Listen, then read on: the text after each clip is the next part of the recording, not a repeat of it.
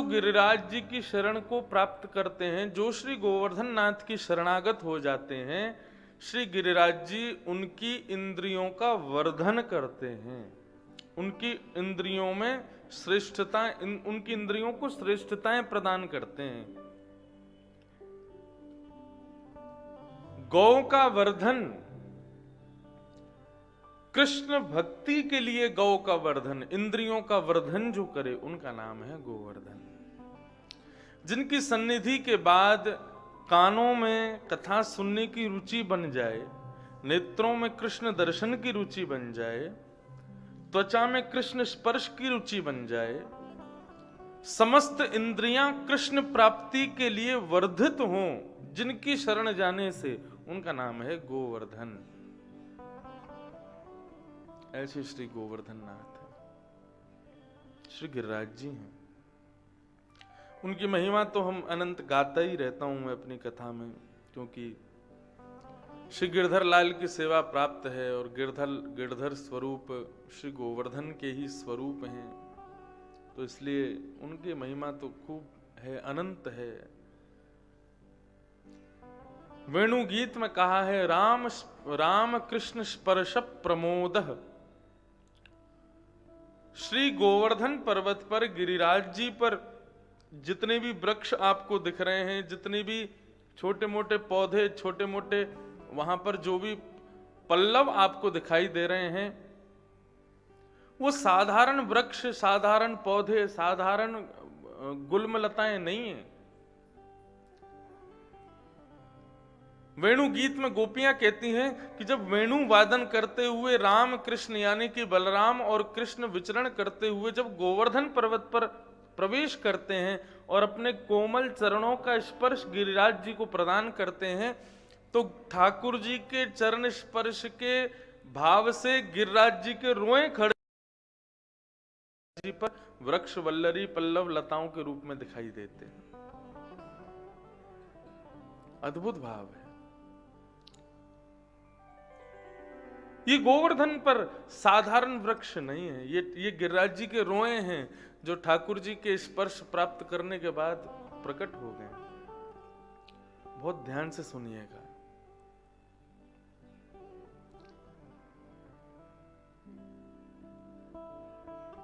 गिरिराज जी में एक भाव विशेष भक्ति के पथिकों को अपनाना चाहिए। हम लोग गोवर्धन परिक्रमा करते हैं, परिक्रमा करके और फिर वहां से वापस अपने अपने गंतव्यों को लौट जाते हैं। वास्तव में गोवर्धन, ये जो परिक्रमा हम करते हैं, परिक्रमा का तात्पर्य क्या है? मुझे कोई माला यदि प्रिय है तो मैं चाहूंगा कि वो माला बहुत देर तक मेरे गले में पड़ी रहे। मुझे कोई पटका प्रिय है तो मैं चाहूंगा कि वो मेरे अंग पर रहे। मुझे कोई इत्र प्रिय है तो मैं चाहूंगा कि उसकी सुगंधी मुझे निरंतर आती रहे। गोवर्धन जो हैं, ऐसे ठाकुर हैं हमारे ब्रजमंडल के। वृंदावन बिहारी लाल गुलाब की माला पहनते हैं, श्री राधारमण जी मोंगरा की माला पहनते हैं, श्री राधा वल्लभ लाल जी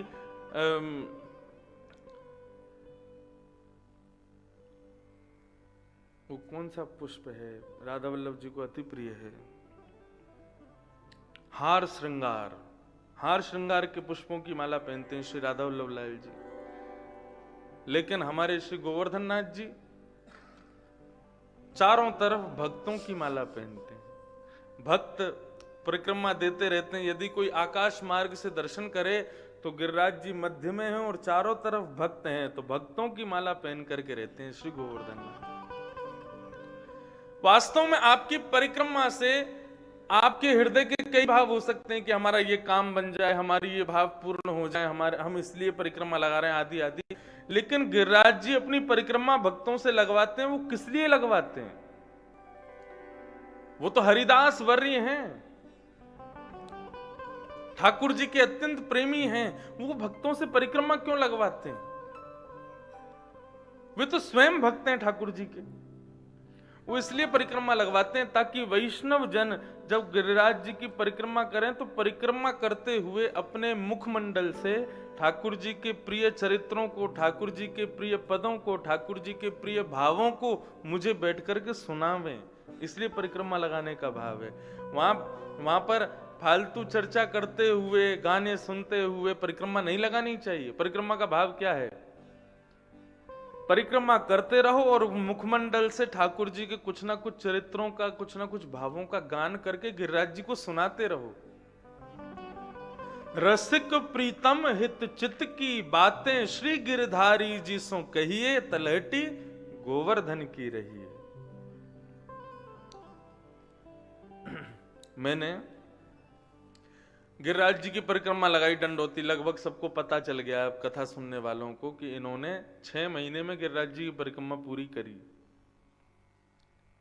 6 महीने में। वो इसलिए 6 महीने लगे कि 10 दिन में तो आधी हुई, फिर कथा करने चला गया, 6 महीने बाद लौटा, तो फिर 5 दिन और लगाई, तो 15 दिन में लग गई थी, लेकिन वैसे समय देखा जाए तो 6 महीने का लगा। तो कई बाबा जी लोग वहां मिले तो उन्होंने मुझसे कहा कि आपको इतना समय क्यों लगा, इतना समय क्यों लगा? यहां तो 10-12 दिन में परिक्रमा पूरी हो जाती है, आपको इतना समय लगा। तो हमने कहा बाबा हम परिक्रमा कैसे करते थे पता है? यहाँ पे 2-4 लोग हैं जिन्होंने परिक्रमा करी हमारे साथ में। हम जो लाइट के खंबे होते थे ना, उनको गिनते थे कि आज 30 खंबे चलेंगे, मतलब 30 लाइट के खंभों तक 30वें पर पहुंचना है। एक मेरे से कोई कह रहे थे महाराज जी फिर से दंडोती उठा लो और अनाउंसमेंट कर देना, सारे भक्तों को लेकर के दंडोती करेंगे। मैंने कि भैया सुनने कहने में बहुत आसान लगता है, लेकिन करने में प्राण निकल जाते हैं। हम पहले दिन क्या सोच के आए थे, 21 किलोमीटर की परिक्रमा है, तो सुबह शाम 2 टाइम परिक्रमा लगाएंगे और प्रत्येक दिन कम से कम नहीं तो 3 से 4 किलोमीटर चला करेंगे लेट लेट के। 3 से 4 किलोमीटर की क्या बात चले महाराज, 500 मीटर चलने में हालत खराब हो जाती। 500 मीटर तो मुझे लगता ही नहीं हम किसी दिन चल भी पाए, मतलब आधा किलोमीटर भी नहीं चल पाते थे। 30 खंबे गिनते थे, आज 30वें खंबे पर जाकर के पहुंचेंगे। अच्छा वहां खंबों पे नंबर लिखे हुए हैं, जैसे 100, तो हम सोचते थे 130 जहां दिखेगा वहीं रुक जाएंगे, फिर बाकी की आगे करेंगे। पता चली 100 से शुरू किया तो 109 पे ही प्राण निकल गए। 109 मतलब 9 खंबे तक भी नहीं चल पाते थे, इतनी थकान हो जाती थी। और इतने हम यूज टू नहीं हैं, ज्यादा कसरत आदि करते नहीं है। कथा करी, बैठ के बढ़िया खा पी के सो गए, फिर कथा करी सो गए, इतना ही तो काम है। तो स्थिति ये हो गई कि 4-5वें दिन तो थोड़ी सी बढ़ गई थी, 12-13 खंबे चल लेते थे, लेकिन फिर उसके बाद कम से कम 1-1.5 घंटा रेस्ट करते थे बैठ के। उतनी देर क्या करें, तो हम गिरिराज जी की तरफ मुख करके बैठ जाते थे, फिर उनको कभी पद सुना रहे हैं, कभी भजन सुना रहे हैं, कभी कथा सुना रहे हैं। और इतना ही नहीं, फिर कभी जैसे कथा कीर्तन का मन भी नहीं होता तो जोक चुटकुल्ले वगैरह होते हैं एक दूसरे को हंसाने मन लगाने के लिए, तो हम गिरिराज जी को सुनाते थे। और ऐसे करते करते हमने परिक्रमा की। आप विश्वास माने, दंडोती परिक्रमा के मध्य में श्री गिरधर लाल जी सेवा में पधारे। उस परिक्रमा के मध्य में, परिक्रमा पूरी होने के बाद ठाकुर जी आए ऐसा भी नहीं, बीच में ही आ गए सेवा में। जब 6 महीने के लिए मैं कथाओं के लिए निकला, उसी बीच में श्री गिरधर लाल जी पधार गए। आज तक ये बात अनुभव होती है कि हमने ठाकुर जी को रसिकों की बात सुनाते हुए, पद सुनाते हुए, सुंदर वार्ता करते हुए परिक्रमा लगाई, तो ठाकुर जी से रहा नहीं गया। ठाकुर जी मूर्ति रूप धारण करके सेवा करवाने के लिए स्वयं पधार गए, आ गए। इसलिए गिरिराज जी की प्रणाली में जितनी दर्शन की महत्ता है, जितनी दूधाभिषेक की महत्ता है, जितनी परिक्रमा की महत्ता है, उससे भी कई ज्यादा महत्व है गिरिराज जी के सन्मुख बैठ करके रसिकों की वार्ताएं गिरिराज जी को सुनाओ। उससे गिरिराज जी को हर्ष होता है, उससे गिरिराज जी को प्रसन्नता होती है। गोवर्धन की रही तलेट, गोवर्धन की रही, गोवर्धन की रही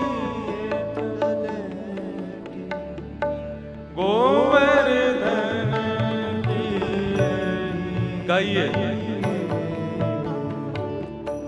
गोवर्धन की रही तलैटी, गोवर्धन की रही, गोवर्धन की रही तलैटी, गोवर्धन की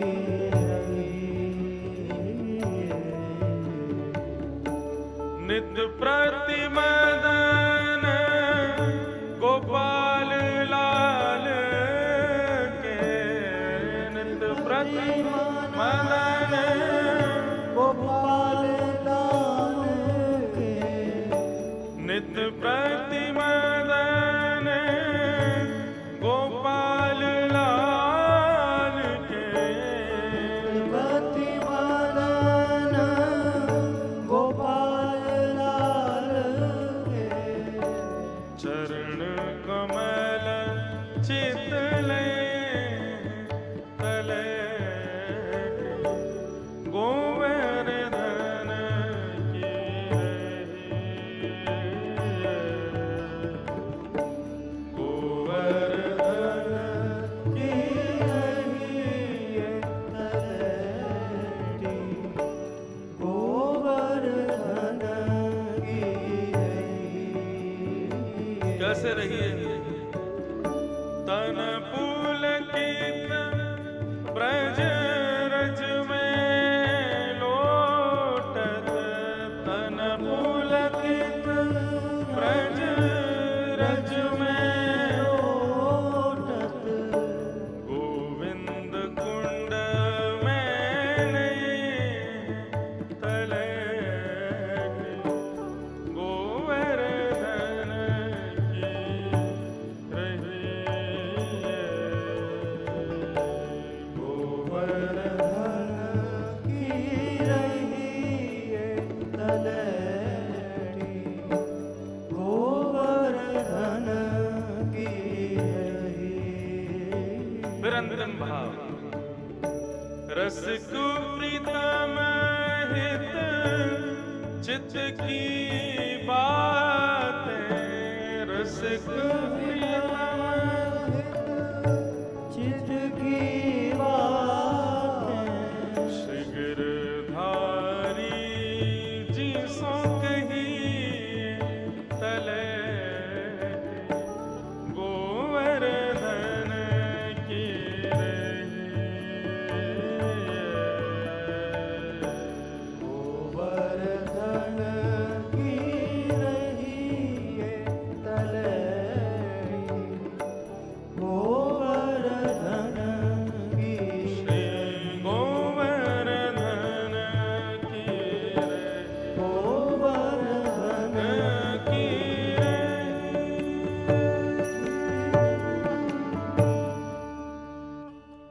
तन पुलकित ब्रजरज में लोटत, ब्रजरज में लेट के अपने तन को पवित्र करो, पुलकित करो। श्री गोविंद कुंड में नहिए, गोविंद कुंड में नहाइए, स्नान कीजिए। और रसिक प्रीतम हित चित्त की बातें, अपने मन की बातें, अपने हृदय में जो रसिकों की चर्चाएं आप सुनते हो, वो जाकर के गिरिधारी जी सो कहिए, गिरिराज जी को सुनाइए। ये श्री गोवर्धन की सच्ची सेवा है। आप दूध चढ़ा दो, उससे इतने प्रसन्न नहीं होंगे, हजारों लोग चढ़ा रहे हैं आज भी। आप परिक्रमा कर लो, उससे भी ज्यादा प्रसन्न ठाकुर जी नहीं होंगे। आपका कोई बड़ा काम बन जाएगा, लेकिन ठाकुर जी को क्या फायदा हो रहा है गोवर्धन जाने से? आपके, उनको फायदा क्या होगा? उनको कोई ना कोई चर्चा सुना के आओ, उनको कोई ना कोई सुंदर कथा सुना के आओ, उनको बैठ करके सुंदर पद सुना करके आओ। आप कहो हमको चर्चाएं नहीं आती, हमको पद नहीं आते, हमको कुछ नहीं आते, तो हित चित्त की बातें, अपने चित्त अपने मन की बातें कह आओ। कुछ भी, बेटा नहीं सुनता, बेटी नहीं सुनती, मेरे पति नहीं सुन रहे, मेरे परिवार के लोग ऐसे वैसे, ये सारी जितनी आपकी घर की पंचायत है यही सुनाए आओ गिरिराज जी को, लेकिन कह के आओ। वे सुनने के लिए बैठे हैं, उनको सुनाओ, उनसे कहो, उनसे वार्ता करो। हमने तो अनुभव किया, मैं अपना अनुभव साझा कर रहा हूं, मैं कोई सुनी पढ़ी बात नहीं कह रहा हूं, मैंने सच में अपने हृदय की बातें कही गिरिराज जी से। और उसका फलस्वरूप कि ठाकुर जी बोले अब तू गिरिराज जी आवे को कहवे के काजे, चल मैं ही तेरे घर आ जाऊं, तो गिरधर लाल पधार गए। अब अपने हित चित्त की बातें इन्हीं से कह देते हैं। ऐसे ठाकुर जी श्री गोवर्धन नाथ ठाकुर जी ने अपनी कन्नी उंगली पर धारण किए।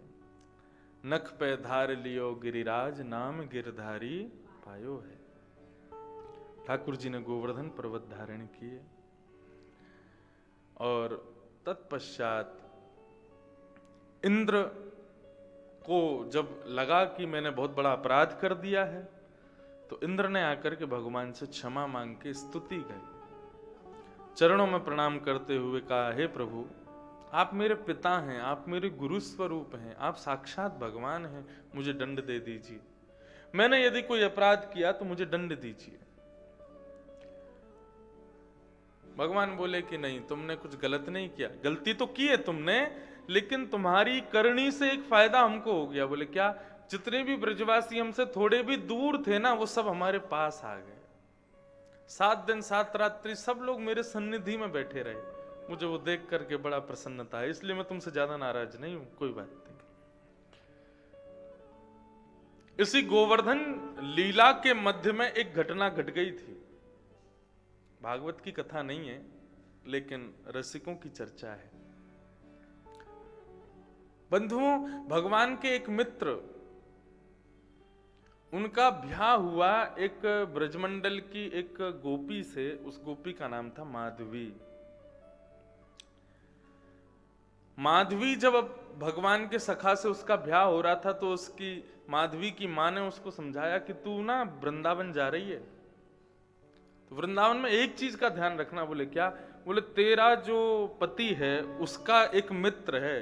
कौन? कन्हैया, कृष्ण। बोले अच्छा, हमने ऐसा सुना है वो एक बार किसी को देख लेता है तो अपना बना लेता है, तो भैया तू बातें सावधान रहियो, बातें बच के रहियो, बस वह कैसे हो करके अपनो मुखमंडल मत दिखा दियो। माधवी की मैया ने वाकी साड़ी में गांठ बांध दी कि तोकू मेरी सौगंध है, यदि तेने अपनो मुखमंडल व कन्हैया को दिखायो तो तोकू अपनी पतिव्रता धर्म को पालन करनो है, अपने पति को ही सर्वस्व रहनो है। वाके मित्र को कभी मुखमंडल मत दिखा दियो और वाको कभी देख मत लियो, यदि तेने देख लियो तो तू भी वाकी है जाएगी, ऐसो मैंने सुनो है। वो जादूगर तरीका को छोड़ा है। माधवी बोली ठीक है, हम नहीं दिखाएंगे मुख। अब माधवी पालकी में बैठ करके ब्याह करके अपने ससुराल आ रही थी। भगवान क्रीड़ा कर रहे थे यमुना के पुलिन पर। तभी ठाकुर जी ने देखा कि हमारो मित्र आ रहा ब्याह करके, पालकी आ रही है, पीछे भाभी आ रही है, नई भाभी। तो ठाकुर जी अपने समस्त ग्वाल वालों के संग पहुंच गए और मार्ग रोक लिया वृंदावन का। पहले तो अपने मित्र को खूब बधाई दी, बोले भैया तेरा ब्याह है गो, बड़ी कृपा, हमने बचपन में इतनी पूजा पूजा खेल खेले, उन सबन कोई फल है कि तेरा ब्याह है गो आज। कल सुनी ना पूजा पूजा खेल क्यों खेल रहे थे ठाकुर जी। भाभी को मुखमंडल तो दिखा दे। ठाकुर जी को सखा बोलो, लाला तू देवर है, वो भाभी है, तू जा खुद ही देख ले। माधवी अंदर बैठ करके सुन रही थी कि कन्हैया आ रहे हैं। उसने बोली ये वही कृष्ण है जिसके लिए मैया ने मना किया। तुरंत घूंघट करके बैठ गई और अपना घूंघट हाथ में पकड़ लिया। बोले इसको मुख नहीं दिखाना। ठाकुर जी ने पहले तो पालकी का पर्दा खोला। बोले भाभी जी प्रणाम। अरे नेक अपनो चांद सा मुखड़ा दिखाई दो हमको भी, हम भी तो देखें। बड़ी प्रशंसा सुनी है आपके मुखमंडल की, मुंह दिखाई करवाओ तभी वृंदावन में प्रवेश मिलेगो। माधवी ने तो और कस के पकड़ लिया, वो तो मुंह दिखावे नहीं। ठाकुर जी भीतर ही बैठ गए पालकी में सामने। बोले आज तो भाभी मुख दिखाना ही पड़ेगा आपको। माधवी ने पूरा मुंह अपना बांध लिया। बोले आज इसको ही मुख नहीं दिखाऊंगी, मैया ने मना किया है। ठाकुर जी ने खूब विनती करी कि अपना मुखमंडल दिखाओ, लेकिन माधवी ने जब नहीं दिखाया, ठाकुर जी बोले इतना रूप का गुमान, इतना अभिमान करके बैठी हो भाभी, अपना मुखमंडल ना दिखा रही हो। आज आपको वचन देके जा रहे हैं, यदि हमारे मुखमंडल को देखवे के काजे आप तड़फी नहीं तो हमारा नाम भी कन्हैया नहीं। और ऐसा कहकर के ठाकुर जी वहां से चले गए। माधवी बोली, मैं काहे को देखूंगी या को, और मैं क्यों तड़पूंगी या के काजे। ऐसी बालक है, कछु भी बोला। अब तिथि आई गोवर्धन पूजा की। सारे ब्रजवासी बंधुओं, कोई केवल वृंदावन के ब्रजवासी नहीं थे, 84 कोस के ब्रजवासी पहुंचे थे गोवर्धन। और जब ठाकुर जी ने गिरिराज पर्वत धारण किए तो गिरिराज